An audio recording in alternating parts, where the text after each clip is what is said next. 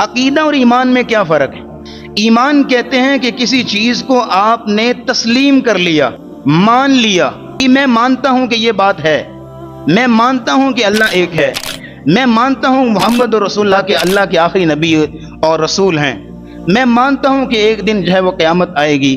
یہ آپ نے مان لیا، یہ ایمان ہے۔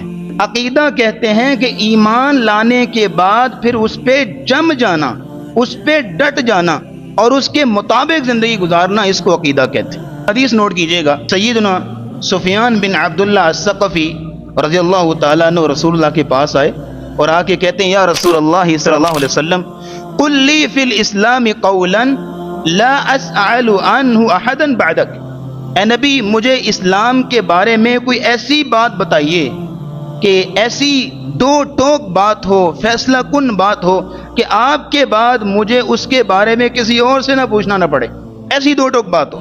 تو نبی کریم صلی اللہ علیہ وسلم نے دو لفظ بولے۔ آپ علیہ السلام نے فرمایا قل، کہو آمنت باللہ ثم استقم، تم یہ کہو کہ میں اللہ پر ایمان لے آیا ہوں، ثم استقم پھر اس پہ ڈٹ جاؤ۔ آمنت باللہ میں اللہ پر ایمان لایا، یہ کیا ہو گیا؟ ایمان۔ ثم استقم پھر اس ایمان پہ ڈٹ جاؤ، یہ کیا بن گیا؟ عقیدہ۔